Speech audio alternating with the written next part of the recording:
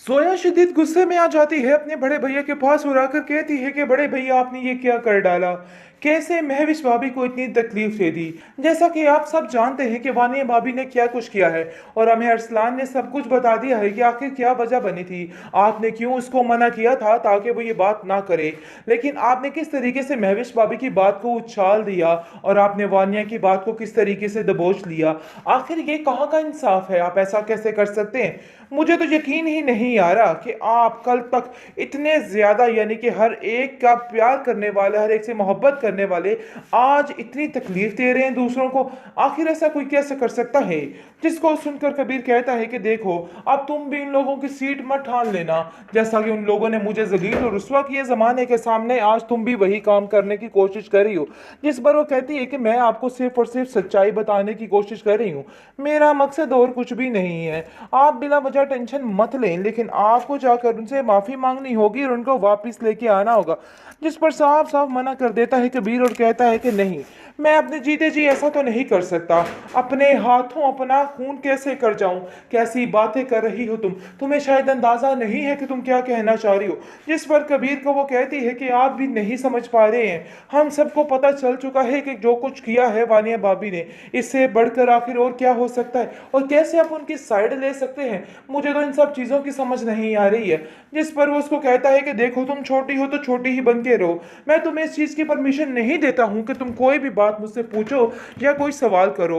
ये सारी बातें सरासर फजूल है और बिल्कुल इनका कोई भी जवाब नहीं है। तो बेहतर यही है कि तुम इन बातों को मत लेके बैठो। तो इन टेंशन लेने की जरूरत नहीं है और मैं भी इसके बारे में आइंदा इस करने कोई बात नहीं होगी, कोई जिक्र नहीं होगा। मेरा दिल उसे उचाट हो चुका है। तुम नहीं जानती हो कि उसने किस कदर चालाकी के साथ हर एक को अपनी मुट्ठी में कर रखा है और हर चीज खत्म कर डाली है। मैं उस पर अब यकीन नहीं कर सकता, चाहे जो मर्जी हो जाए। तो इसलिए बेहतर यही है कि तुम भी इन सब बातों को लेके परेशान मत हो और देखो आगे आगे होता क्या है, क्योंकि अब उसको माफी नहीं मिलने वाली है। जो गलतियां उसने की हैं उसकी सजा तो उसको मिलकर ही रहेगी, चाहे वो जो मर्जी कोशिश की है, लेकिन फिर भी उसके हाथ कुछ नहीं आया और वो बेचारी बिल्कुल तन्हा अकेली होकर रह गई है।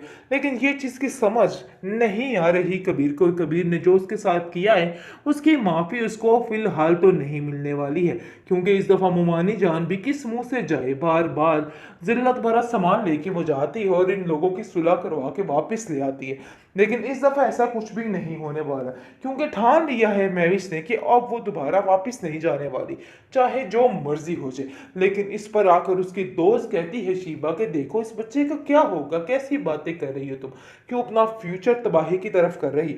जिस पर वो कहती है अभी फिलहाल जो जैसा चल रहा है ना उसको वैसे चलने दो, और मैं ऐसा नहीं चाहूंगी कि मैं वापस जाऊं।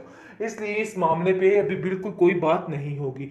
तो बेहतर यही है कि फिलहाल खामोश रह के हर चीज को देखा जाए कि आखिर वक्त की नोयत क्या करती है और कहाँ तक जाती है, क्योंकि ये सारी बातें सिर्फ और सिर्फ बेफजूल हैं, इसके अलावा और कुछ नहीं है। दूसरी तरफ शुएब अपने सारे कारनामे सर अंजाम देना शुरू हो गया और साफ साफ कह देता है कि देखो खबरदार, तुमने अपना मुंह खोलने की कोशिश की और अगर तुमने ऐसा किया तो बाद में बाद तुम्हारा ऐसा हश्र होगा कि तुम याद रखोगी। यानी कि यहाँ पर इन लोगों का भी एंड हो जाना है और सबको पता चल जाना है कि नहीं भाई, ये काम खराब करने वाली सिर्फ और सिर्फ ये ही है, क्योंकि फरी ने अपने भाई की बातों का यकीन नहीं किया बल्कि शुएब की बातों का यकीन करके हर चीज तबाह फना करके रख दी। काश ही उस वक्त अपने बड़े भैया को समझ जाती तो इन चीज़ों की नौबत ना आती और सब कुछ ठीक हो जाता, लेकिन ऐसा जनाब कुछ भी नहीं हुआ है। हर चीज़ खराब हुई है और उन सब चीज़ों की जिम्मेदार सिर्फ और सिर्फ फरी खुद ही है।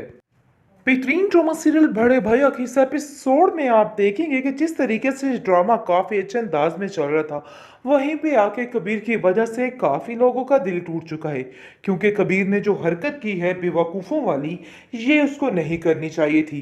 बहरहाल जी क्या कर सकते हैं, कर तो दी है, अब हमें भी ये चीज़ बर्दाश्त करनी पड़ेगी। लेकिन जी आप देखेंगे कि वानिया का खेल तमाशा बहुत जल्द सबके सामने आने वाला है, क्योंकि अरसलान अब खामोश नहीं रहने वाला और सबको बताने वाला है कि आखिर क्या हुआ था और क्या नहीं हुआ था। यानी कि अब सारी बात खुल के सामने आनी ही चाहिए। ये बातें सामने आना बहुत ज़्यादा ज़रूरी ज़रूरी हो गया है, क्योंकि वानिया की हकीकत पता ही चलनी चाहिए, क्योंकि कबीर ने इस बात को करने से मना कर दिया था और कहा था कि नहीं, वानिया की कोई बात आगे नहीं की जाएगी, तो बेहतर यही है कि वानिया की हर बात पे पर्दा डाला जाए। लेकिन अरसलान अब खामोश नहीं रहने वाला, क्योंकि वो इस बात को बड़े अच्छे तरीके से समझ चुका है कि नहीं भाई, उसकी बातों को छुपाना सरासर हमाकत है, क्योंकि वानिया ही वो सल औरत थी जिसने कबीर भाई की जिंदगी जीरन करके रख दी, बहुत परेशान किया उसको। अब जाकर उसको अंदाजा हो रहा है कि ये बात पहले ही सबके सामने कर देनी चाहिए थी।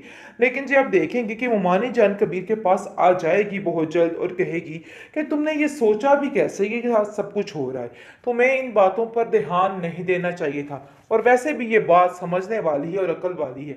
तुम्हारा दिमाग काम नहीं करता है कि महविश ऐसी लड़की पर तुमने शक करके हर चीज खत्म कर डाली। तुम्हें बिल्कुल समझ नहीं आई है, तुम्हें बिल्कुल शर्म नहीं आई है। हमें सब कुछ पता चल चुका है वानिया के बारे में कि महविश के साथ जो कुछ भी हुआ था, उन सब चीजों के पीछे सिर्फ और सिर्फ इस वानिया का हाथ था। कैसे तुम इन सब चीजों को इग्नोर कर सकते हो, मुझे तो खुद कुछ समझ नहीं आ रही है कि आखिर इतनी बड़ी बेवकूफ़ी तुमसे कैसे हो सकती है। जिस पर वो कहता है कि वो पुरानी बात है और इस बात को छोड़ दिया जाए तो बेहतर है, लेकिन जो कुछ हुआ है वो हकीकत है। मैंने अपने कानों से हर चीज़ को सुना है और मैं कभी भी इस चीज़ के लिए महविश को माफ़ नहीं कर सकता हूँ। तो बेहतर यही है कि आप बेफजूल महविश का साथ मत दीजिए। इस तरह करने से सरासर गलत बयानी होगी और गलत होगा सब कुछ। इसलिए आप देखेंगे कि महविश ने भी ये ठान लिया है कि वो भी अब वापस नहीं जाने वाली, चाहे जो मर्जी हो जाए, क्योंकि उसने भी इस रिश्तों को निभा के बड़े अच्छे तरीके से करने की कोशिश की है, लेकिन फिर भी उसके हाथ कुछ नहीं आया और वो बेचारी बिल्कुल तन्हा अकेली होकर रह गई है। लेकिन ये चीज़ की समझ नहीं आ रही कबीर को। कबीर ने जो उसके साथ किया है उसकी माफ़ी उसको फिलहाल तो नहीं मिलने वाली है, क्योंकि इस दफ़ा मुमानी जान भी किस मुंह से जाए। बार बार जिल्लत भरा सामान लेके वो जाती है और इन लोगों की सुलह करवा के वापस ले आती है, लेकिन इस दफ़ा ऐसा कुछ भी नहीं होने वाला, क्योंकि ठान लिया है महविश ने कि अब वो दोबारा वापस नहीं जाने वाली, चाहे जो मर्जी हो जाए। लेकिन इस पर आकर उसकी दोस्त कहती है शीबा के देखो इस बच्चे का क्या होगा, कैसी बातें कर रही हो तुम, क्यों अपना फ्यूचर तबाही की तरफ कर रही। जिस पर वो कहती है अभी फिलहाल जो जैसा चल रहा है ना उसको वैसे ही चलने दो, और मैं ऐसा नहीं चाहूंगी कि मैं वापस जाऊं, इसलिए इस मामले पे अभी बिल्कुल कोई बात नहीं होगी। तो बेहतर यही है कि फिलहाल खामोश रह के हर चीज़ को देखा जाए कि आखिर वक्त की नोयत क्या करती है और कहाँ तक जाती है, क्योंकि ये सारी बातें सिर्फ और सिर्फ बेफजूल हैं, इसके अलावा और कुछ नहीं है। दूसरी तरफ शुएब अपने सारे कारनामे सर अंजाम देना शुरू हो गया और साफ साफ कह देता है कि देखो खबरदार, तुमने अपना मुंह खोलने की कोशिश की और अगर तुमने ऐसा किया तो बाद में बाद तुम्हारा ऐसा हश्र होगा कि तुम याद रखोगी। यानी कि यहाँ पर इन लोगों का भी एंड हो जाना है और सबको पता चल जाना है कि नहीं भाई, ये काम खराब करने वाली सिर्फ और सिर्फ ये ही है, क्योंकि फरी ने अपने भाई की बातों का यकीन नहीं किया बल्कि शुएब की बातों का यकीन करके हर चीज़ तबाह फना करके रख दी। काश ही उस वक्त अपने बड़े भैया को समझ जाती तो इन चीज़ों की नौबत ना आती और सब कुछ ठीक हो जाता, लेकिन ऐसा जनाब कुछ भी नहीं हुआ है। हर चीज़ खराब हुई है और उन सब चीज़ों की जिम्मेदार सिर्फ और सिर्फ फरी खुद ही है।